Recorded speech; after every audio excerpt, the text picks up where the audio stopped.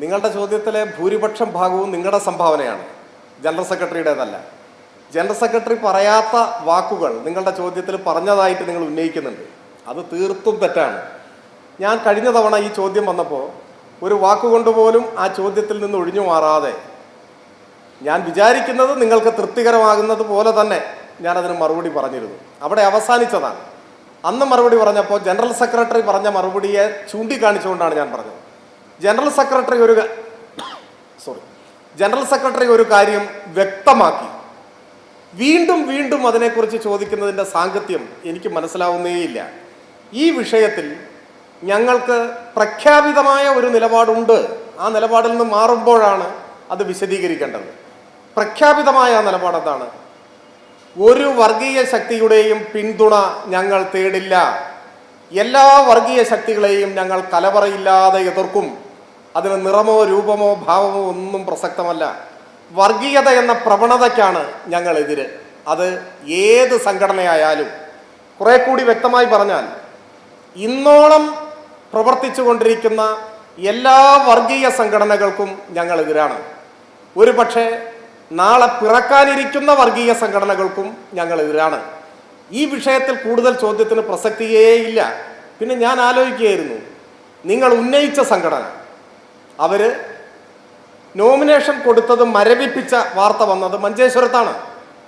അത് സംബന്ധിച്ച് വിശദമാക്കപ്പെട്ടത് മുസ്ലിം ലീഗിൻ്റെ നേതാക്കൾ അഭ്യർത്ഥിച്ചു എന്നാണ്. ലീഗ് നേതാക്കളുടെ അഭ്യർത്ഥന കേട്ട് സ്ഥാനാർത്ഥിത്വം മരവിപ്പിച്ച, എന്ന് വെച്ചാൽ കൊടുത്ത നോമിനേഷൻ മരവിപ്പിച്ച ഒരു സംഘടന ഞങ്ങളുമായി എന്തിനാണ് ബന്ധപ്പെടുത്തി പറയുന്നത്?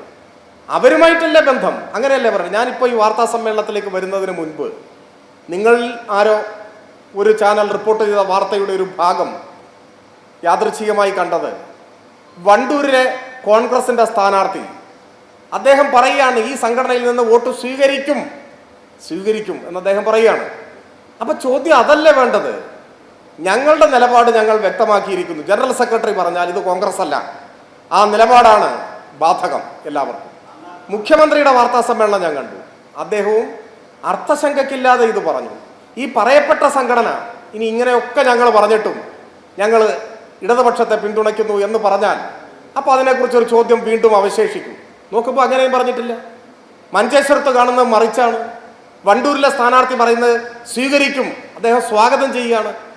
അപ്പോൾ ഈ ചോദ്യം അപ്രസക്തമാണ്. ഞാൻ ന്യായമായും സംശയിക്കുന്നു, നിങ്ങൾ ഈ ഒരു വിഷയം ആവർത്തിച്ച് ചർച്ച ചെയ്തുകൊണ്ടിരിക്കുകയാണ്. അത് ഉചിതമേ അല്ല. ഞങ്ങളുടെ നിലപാട് വ്യക്തം. അത് വർഗീയതയ്ക്കെതിരാണ്. എല്ലാ വർഗീയ നിലപാടുകൾ സ്വീകരിക്കുന്നവർക്കും എതിരാണ്. അവരുടെ ഒന്നും പിന്തുണ ഞങ്ങൾക്ക് സ്വീകാര്യമല്ല. ഞങ്ങൾ തേടിയിട്ടില്ല. ഞങ്ങൾ അങ്ങനെ പിന്തുണ തേടിയിട്ടില്ല. അത് മുഖ്യമന്ത്രിയും പറഞ്ഞു. ഇനി ഇതിൽ കൂടുതൽ എന്താണ് പറയുന്നത്?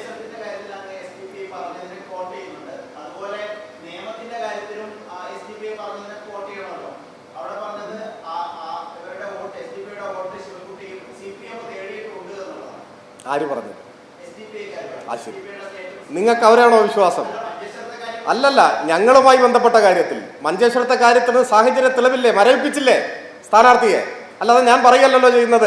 അവര് മറ്റേ പറഞ്ഞതനുസരിച്ച് ഡീലുണ്ടാക്കി, ധാരണയുണ്ടാക്കി, അങ്ങനെയാണോ ഞാൻ പറഞ്ഞല്ല. ഞാൻ ഉന്നയിച്ചത് ആരോപണമല്ല, ഞാൻ ചൂണ്ടിക്കാട്ടിയത് വസ്തുതയാണ്. അവിടുത്തെ സ്ഥാനാർത്ഥിത്വം പിൻവലിച്ചു, അതാണ് പറയുന്നത്. നിയമത്തെ കാര്യത്തിൽ അവിടുത്തെ സ്ഥാനാർത്ഥി പറഞ്ഞിട്ടുള്ളത് എന്താണ്? അത് ഞാൻ നോക്കി. നിങ്ങൾ ഈ പറയുന്ന വാചകം അതിലില്ല. അദ്ദേഹം വിശാലാർത്ഥത്തിൽ പറയുന്നു, BJPയെ പരാജയപ്പെടുത്താൻ എല്ലാവരും പിന്തുണക്കണം. പിന്നെ ഒരു സ്ഥാനാർത്ഥി ഇപ്പോൾ വീട് കയറി വോട്ട് ചോദിക്കും, അതിൽ എല്ലാ വീടുകളും ഒരുപക്ഷെ ഉണ്ടാവും. അങ്ങനെ ഒന്നും നിങ്ങൾ വ്യാഖ്യാനിക്കരുത്. അദ്ദേഹം പറഞ്ഞിട്ടുണ്ട്, എല്ലാ വർഗീയ ശക്തികൾക്കും ഞങ്ങൾ എതിരാണ്. അദ്ദേഹം അവിടെ പറഞ്ഞിട്ടുണ്ട്. അവിടെ BJPക്കെതിരായിട്ടുള്ള മത്സരമാണ് നടക്കുന്നത്. അവിടെ സാധാരണഗതിയിൽ നിന്ന് വ്യത്യസ്തമായി ഞങ്ങൾക്ക് വ്യത്യസ്ത വിഭാഗങ്ങളിൽ നിന്ന് വോട്ട് കിട്ടാൻ സാധ്യതയുണ്ട് എന്ന് മാധ്യമങ്ങൾ ചൂണ്ടിക്കാണിച്ചാൽ ഞാൻ തർക്കിക്കാൻ പറ്റില്ല. കാരണം ഒരു വിഭാഗം കോൺഗ്രസ് അവിടെ ഞങ്ങൾ വോട്ട് ചെയ്യും. കഴിഞ്ഞ തെരഞ്ഞെടുപ്പിൽ ചെയ്തിട്ടുണ്ട്, ഈ തെരഞ്ഞെടുപ്പിലും ചെയ്തിട്ടുണ്ട്. അപ്പോൾ നിയമത്തെ കാര്യം BJPയെ പരാജയപ്പെടുത്തുക എന്നുള്ളതാണ്. അതും ഇതുമായി ബന്ധമേ ഇല്ല. ഇത് പല മണ്ഡലങ്ങളിലും സ്ഥാനാർത്ഥിയെ നിർത്തി മത്സരിക്കുന്ന ഒരു പാർട്ടി അല്ലേ? അവർ പല മണ്ഡലങ്ങളിലും സ്വന്തം സ്ഥാനാർത്ഥിയെ നിർത്തി മത്സരിപ്പിക്കുന്നു. ഒരു മണ്ഡലത്തിൽ സ്ഥാനാർത്ഥിത്വം പിൻവലിച്ച് ലീഗ് നേതാക്കളുടെ അഭ്യർത്ഥന പ്രകാരം പിൻവലിച്ചിരിക്കുന്നു. പലയിടങ്ങളിൽ സ്ഥാനാർത്ഥികൾ പല അഭിപ്രായവും പറയുന്നുണ്ട്. അതാണ് ഞാനിപ്പോൾ നേരത്തെ പറഞ്ഞത്. അതൊക്കെ അതിൻ്റെ വഴിക്ക് വിടാം. ഞാൻ അതിൻ്റെ പേരിലൊരു പുതിയ ആരോപണമൊന്നും ഉന്നയിക്കാൻ ഉദ്ദേശിക്കുന്നില്ല. പക്ഷേ ഞങ്ങളുടെ നിലപാട് ഞങ്ങൾ വ്യക്തമാക്കിയിട്ടുണ്ട്. ഇനി കൂടുതൽ വ്യക്തമാക്കണമെങ്കിൽ കൂടുതൽ വ്യക്തമാക്കേണ്ട സമയങ്ങളിൽ വ്യക്തമാക്കിക്കൊണ്ടേയിരിക്കാം, നിങ്ങളുടെ തൃപ്തിക്ക് വേണ്ടി. അത്രേ എനിക്കതിൽ പറയാനുള്ളൂ.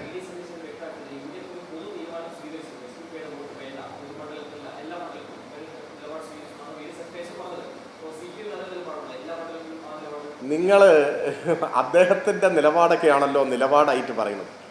അദ്ദേഹം പറഞ്ഞ ഒരു കാര്യം നിലപാടായിട്ടൊക്കെ സ്വീകരിച്ചാൽ എത്ര വലിയ അബദ്ധത്തിലേക്കായിരിക്കും സമൂഹം പോവുക. ഞാൻ ചോദിക്കട്ടെ, അദ്ദേഹം പറയുന്നത് ഞാൻ കേട്ടു, കഴിഞ്ഞ പാർലമെന്റ് തെരഞ്ഞെടുപ്പിൽ വോട്ട് വേണ്ട എന്ന് പറഞ്ഞു. അങ്ങനെ പറഞ്ഞില്ലേ അദ്ദേഹം? കഴിഞ്ഞ പാർലമെന്റ് തെരഞ്ഞെടുപ്പിൽ ഈ പറയപ്പെടുന്ന സംഘടന ഏത് മുന്നണിക്കാണ് വോട്ട് ചെയ്തത്? ഏത് മുന്നണിക്കാണ് വോട്ട് ചെയ്തത്? ഇതെല്ലാം ഒരു അഡ്ജസ്റ്റ്മെന്റ് അല്ലേ? കഴിഞ്ഞ പാർലമെന്റ് തെരഞ്ഞെടുപ്പ് കഴിഞ്ഞല്ലേ ഉപതെരഞ്ഞെടുപ്പുകൾ വന്നത്. ആ ഉപതെരഞ്ഞെടുപ്പിൽ പാലക്കാട് അസംബ്ലി മണ്ഡലത്തിൽ ഈ പറയുന്ന പാർട്ടി ആരെയാണ് പിന്തുണച്ചത്? ആർക്കാണ് വോട്ട് കൊടുത്തത്? പാർലമെന്റ് തെരഞ്ഞെടുപ്പിൽ പറഞ്ഞു എന്നാണ് അദ്ദേഹം പറയുന്നത്. എന്താ പാലക്കാട് ഉപതെരഞ്ഞെടുപ്പിൽ പറയാഞ്ഞേ? പാർലമെന്റ് തെരഞ്ഞെടുപ്പ് കഴിഞ്ഞ് 3 മാസം കഴിഞ്ഞപ്പോൾ നിലപാട് മാറിയോ? പാലക്കാട്ട് ഉപതെരഞ്ഞെടുപ്പിൽ ആ സമയത്ത് ഞാൻ അവിടെ ഉണ്ട്, നേരിട്ടറിവുള്ള കാര്യമാണ്. ഈ പറയുന്ന സംഘടനയാണ് UDF സ്ഥാനാർത്ഥിക്ക് വേണ്ടി വീട് വീടാന്തരം കയറി അവരുടെ പ്രത്യേകമായ നോട്ടീസ് വിതരണം ചെയ്തു. ആ നോട്ടീസില്ലേ മാധ്യമപ്രവർത്തകരുടെ കയ്യിൽ? വീട് വീടാന്തരം കയറി ഈ സംഘടന UDF സ്ഥാനാർത്ഥിക്ക് വേണ്ടി വോട്ട് പിടിച്ചു.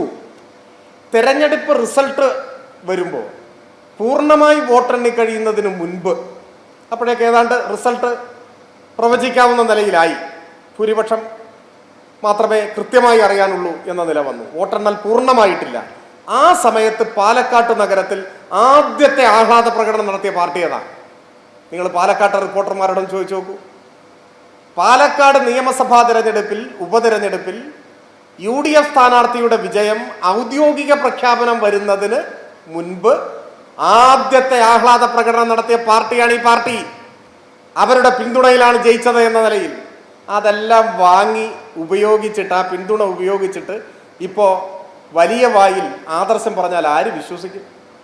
ഒപ്പം മതരാഷ്ട്രവാദം ഉയർത്തിപ്പിടിക്കുന്ന ജമാഅത്തെ ഇസ്ലാമിയെ മുന്നണിയിലെ അനൗദ്യോഗിക ഘടകകക്ഷിയായി എടുത്ത് മുഴുവൻ മണ്ഡലത്തിൽ പിന്തുണ ഉറപ്പാക്കിയിട്ടാണോ മതേതരത്വം പറയുന്നത്?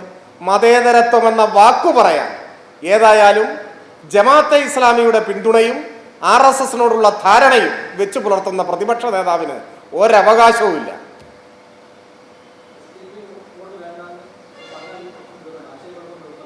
അല്ല, ഞാനിപ്പോൾ പറഞ്ഞതിൻ്റെ ഒക്കെ ഒരു മലയാളം എന്താണ്? കഴിഞ്ഞ തവണ ഞാൻ നിങ്ങളോട് പറഞ്ഞത് എന്താണ്? ജനറൽ സെക്രട്ടറി പറഞ്ഞത് എന്താണ്?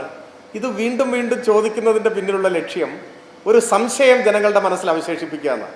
ആ സംശയത്തിന് ഇടയില്ലാത്ത വിധം ഞങ്ങൾ പറഞ്ഞിരിക്കുന്നു. അതോടൊപ്പം ഈ പറയുന്ന വിഭാഗം ഇപ്പോൾ ഇതുവരെ പ്രഖ്യാപിച്ചിട്ടുള്ള നിലപാടനുസരിച്ച് UDFന് അനുകൂലമായിട്ടാണ് ഇവിടെ മഞ്ചേശ്വരത്ത് നിലപാട് സ്വീകരിച്ചിരിക്കുന്നത്. കഴിഞ്ഞ പാർലമെന്റ് തെരഞ്ഞെടുപ്പിലും പാലക്കാട് ഉപതെരഞ്ഞെടുപ്പിലും മറ്റു തെരഞ്ഞെടുപ്പിലും എല്ലാം നിലപാട് സ്വീകരിച്ചിരിക്കുന്നു. ഇത് അവരോട് ചോദിക്കേണ്ട ചോദ്യമാണെന്നേ. അതാണ് ഞാൻ പറഞ്ഞത്. നിങ്ങൾ എന്താണ് കോൺഗ്രസ് നിങ്ങൾക്ക് വോട്ട് ചെയ്യുമോ, നിങ്ങൾ സ്വീകരിക്കുമെന്ന് എന്നോട് ചോദിക്കാത്തത്? അത് അസംഭാവ്യമാണെന്ന് നിങ്ങൾ കരുതുന്നുണ്ടല്ലേ? അതേപോലെയാണിത്.